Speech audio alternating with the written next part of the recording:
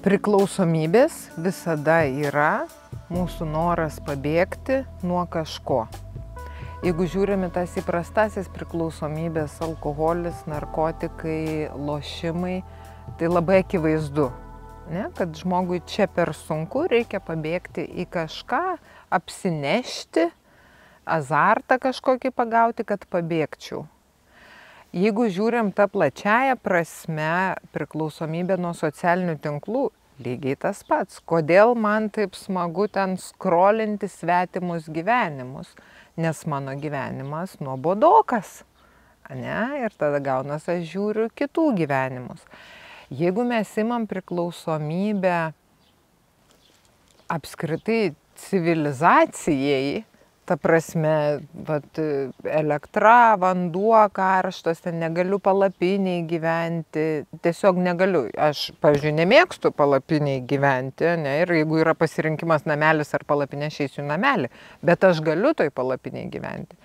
Ir kai buvo nuslinkę plaukai, aš ieškojau kažkokių būdų alternatyvių, nes medicina man tradicinė padėti negalėjo, neturėjo atsakymo. Tai aš buvau savaitę išvažiavusi į mišką, ten toks vagonėlis ir tiesiog nori ryte kavos, užsikuri laužą, užsivirini vandenį ir tada daraisi kavą. Ir suprantat, po kelių dienų iš pradžių tai lakstai prie to telefono dar tikrini, o paskui kažkaip, kadangi visi žino, kad aš išvažiavus, nieks ir nebeskambina. Ir pradingsta tas poreikis, pradingsta poreikis žiūrėti į veidrodį. Apsirengi, kas tau patogu, nebežiūri, kad ten stilinga, nestilinga, gražu, negražu, patogiai ir tamsiai, kad nesimatytų, kad murzina. Nesiskalbti tai į upę, tik tais, suprantat? Ir tada suvoki, kad realiai žmogui reikia labai labai mažai.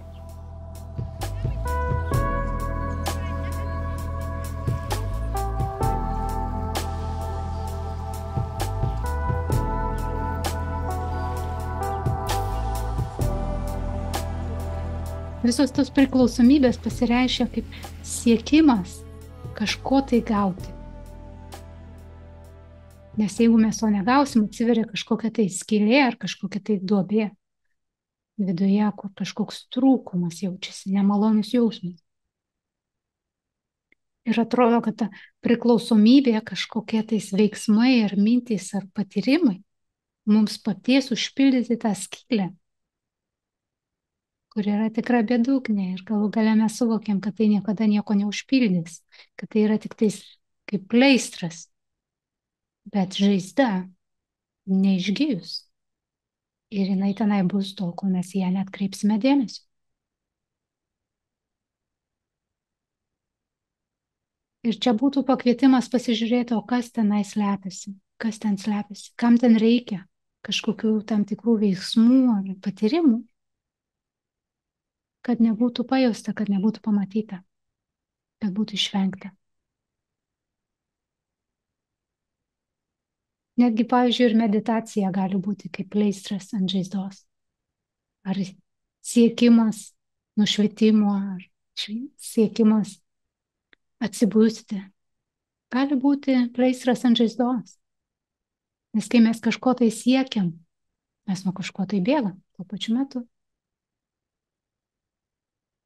Ir kol ta žaizda nebus išgydyta, kol jos nepamatysi, tol tas siekimas ir toliau važiuos ir veš ir būsi priklausomas nuo to. Visą laiką kažko trūks. Ir sprendimas šitai programai yra atsigręžimas į vidų ir pažiūrėti, nuo ko mes bėgam. Ko mes ieškom, taip, ir nuo ko mes bėgam. Ko mes norim išvengti. Ir giliau pasižiūrėjus, mes rasim tą žaizdą, kuri galbūt jau pasiruošus išgyti. Ir tai yra geros žinios, nes viskas, ko jai reikia, tai dėmesio. Tas dėmesys skaudančiai vietai leidžia ją išgyti. Ir jeigu nieko nebeskauda, nieko nebereikia siekti, kad užpildyti tą skylę. Ir būnant pilnai, atvirai, patogiai savyje, mes save galime tokį pristatyti pasauliui. Autentiškai.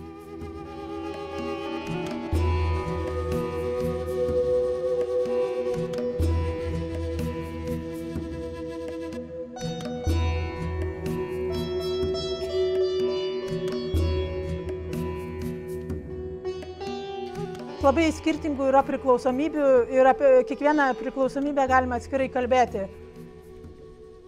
Bet leisti gal labai daug yra priklausomybių, pavyzdžiui, kad mes į jas nueinam iš nuobodulio.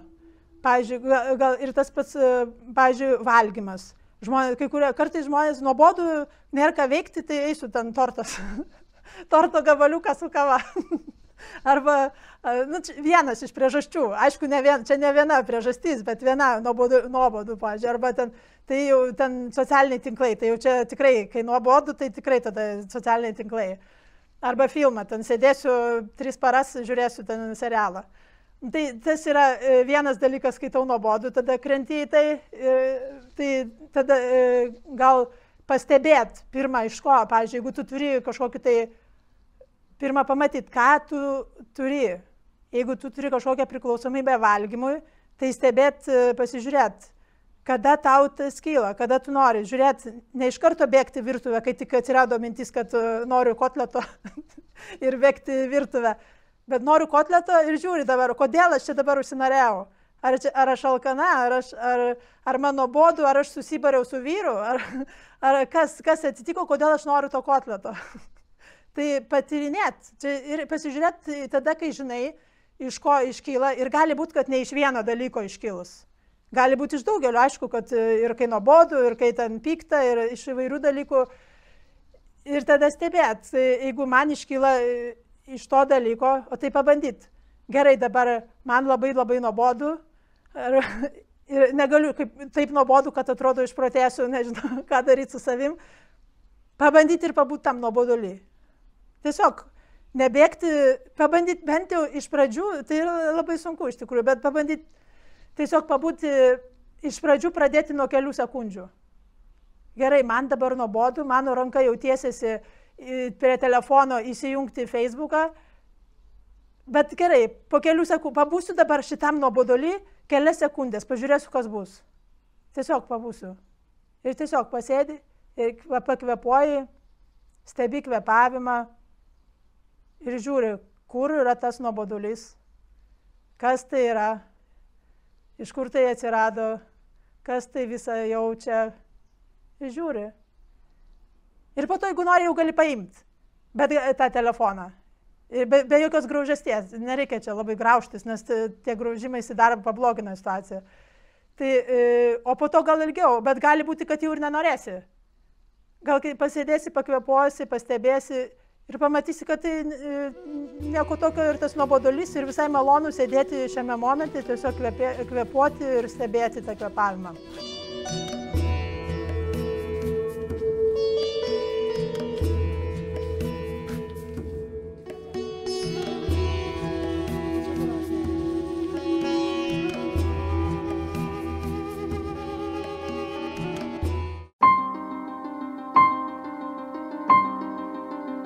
Tai jeigu mes matom, kad žmogus į kažką labai įniko, realiai tai yra požymis, kad jam kažkas labai skauda.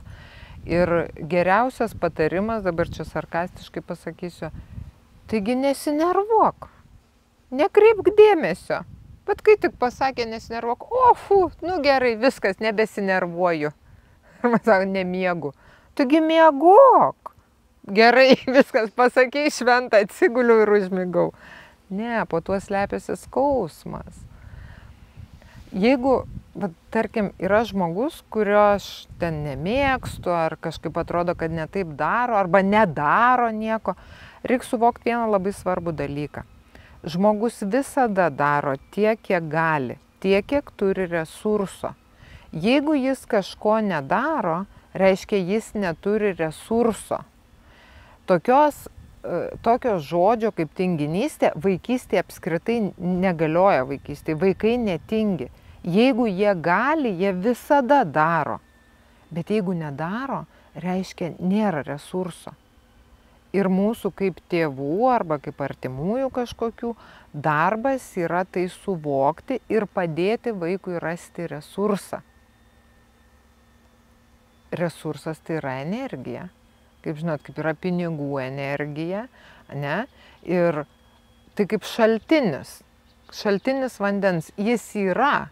Tai gal aš jo dar neradau, bet jis yra. Ir kai tą mes įsirašom į galvą, realiai labai daug kas pasikeičia.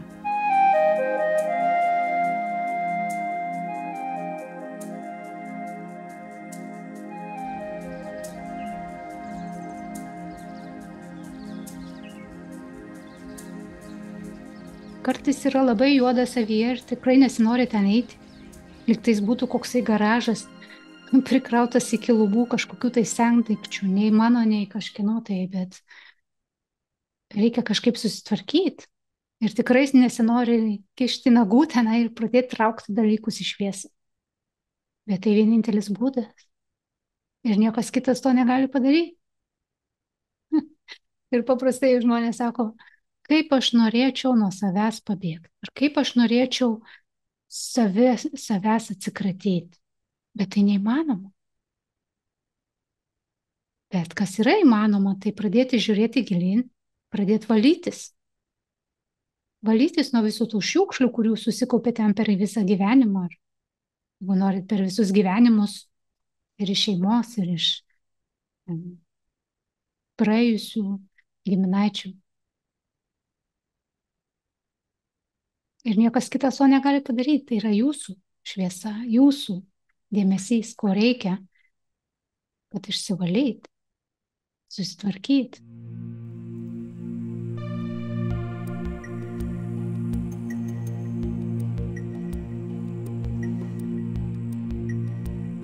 Mūsų požiūris į gyvenimą yra turintis jau išankstinės nuostatas. Kas yra gyvenimas? Va, turiu sukurti šeimą, turiu, kaip sako, tenais pasistatyti namą, užauginti vaiką, pasodinti medį. Visą tai turiu padaryti iki kažkiek tai laiko, jeigu nepadariau, ar kitam geriau pasisekė, taip toliau. Bet mes nemokam džiaugtis pačiu gyvenimu. Gyvenimas tai yra tai, kad dabar vėjas man pučia į nugarą, kad aš galiu kalbėti, kad aš galiu vaikščioti, klausyti paukščių. Čia yra gyvenimas šioje akimirkoje. O mes pragyvename savo gyvenimą negyvendami. Tai reiškia, dažniausiai būnam arba iki 30 metų kažkur ateityje, planuodami, darydami, galvodami, kas bus. Ir įprantame taip gyventi, kad negyvenu šios akimirkos, aš nesu čia. Aš visą laiką mąstau apie kažką, tai apie svajonę savo, apie santykius, kas ten ką pasakė, kaip ten buvo, kas užpyko, kas atleido ir taip toliau. Aš esu visą laiką vaizduotėje ir racionaliam prote, galvodamas apie tai, kas buvo, arba kas bus, arba tai, kas buvo praeityje. Nešuosi visą tą savo vagoną, tempiu gyvenimo naštą ir tada, oi, čia kaip sunku, viskas beprasminga. Nieko gero nepadariau, nieko gyvenime nenugyvenau, tai va, tik tai kas beliko, nueit, pasiimti virvę ir žiūrėti, kur čia kokia šaka tvirtesnė yra. Tai taip, bet mes patys taip, čia yra mūsų požiūris į gyvenimą. Mes jį susiaurinom paprasčiausiai negyvendami ir užmirždami savo vidinį gyvenimą. Ir man atrodo, kad irgi ta priklausomybių ir nelaisvių viena iš pagrindinių priežasčių tai, kad žmogus yra praradęs pagrindinį pirminį kertinį akmenį savo esybėje, savo būties santykė tai su aukščiausiuoju, su Dievu.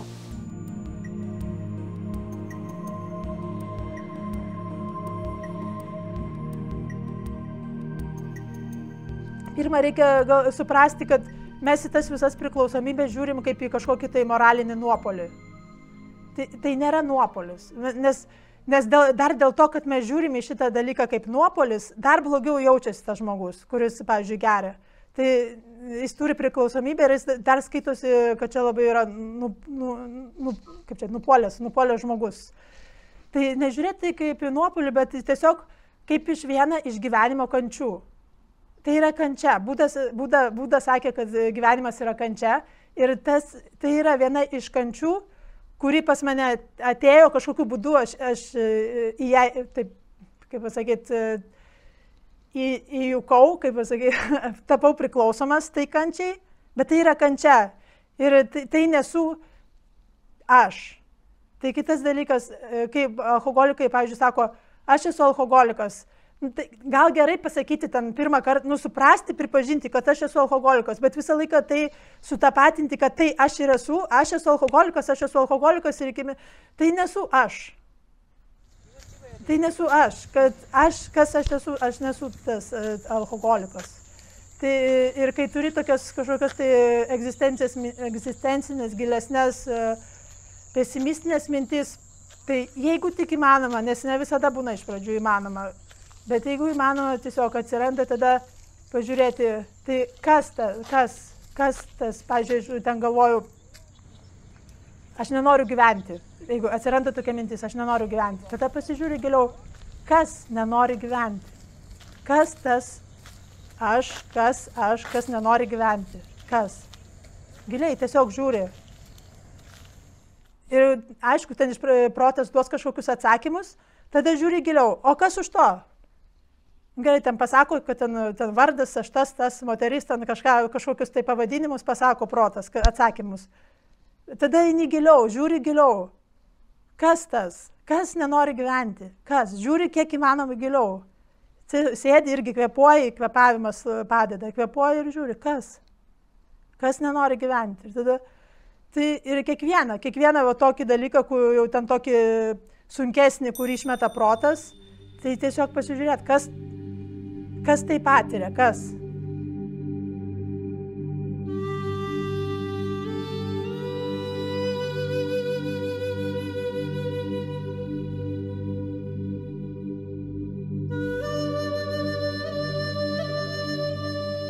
Tai visos tos priklausomybės yra pakvietimas. Tai yra jūsų sekantis žingsnis, į ką žiūrėti. Ir galbūt reikia pagalbos ir nesidrovėkit, kreipkitės į kažką, kas gali jums padėti. Ką jūs žinot, kad jums padės. Palaikyti erdvę, palaikyti tą atvirą, neteisinčią erdvę, kurioje galima nukreipti dėmesį ir tiesiog būti. Ir mums visiems kartais reikia pagalbos. Bet geriau jau paprašyti pagalbos, negu sėdėti savo garaže, tamsoj ir jaustis auka. Mes čia neatėjom, kad jaustis auka. Mes čia atėjom patirti viską. Ir teigiamą, ir neigiamą, ir malonų, ir nemalonų, ir visą gyvenimą, ir žinot, kas tai yra. Ir svarbiausia žinoti, kas aš esu. Kas čia vyksta. Ir rasti tą tylą, tą taiką, tą vidinę ramybę, kuri nekinta, nesvarbu, kas pasirodo.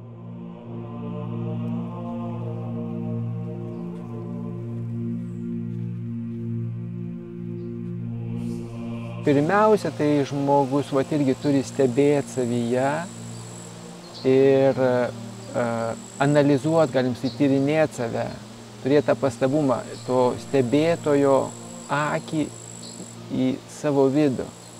Ar aš tikrai esu laisvas, ar yra dalykai, kurie jau mane veda į kažkokią tai priklausomybę. Ir nemanau, kad reikia pirmiausia kovoti su jais, ten daužyti, kaip sako, tenais daug kas sako, va, čia reikia kovoti, taip toliau. Man atrodo, jeigu panaikini priežastį, tai pasiekmes yra daug lengviau palikti. O dažniausiai mes, kaip ir mūsų medicinoje ar kur kitur, kovojam su pasiekmėm. Kai žmogus atranda, galima sakyti, priklausomybę Dievui, jisai tampa laisvesnis nuo visų kitų priklausomybių. Ir tai, sakyčiau, vienintelė tikra priklausomybė, kuri žmogų išlaisvina, kuri yra aukščiau už jį, visos kitos priklausomybės yra žemesnė. Galim sakyti, yra po žmogų.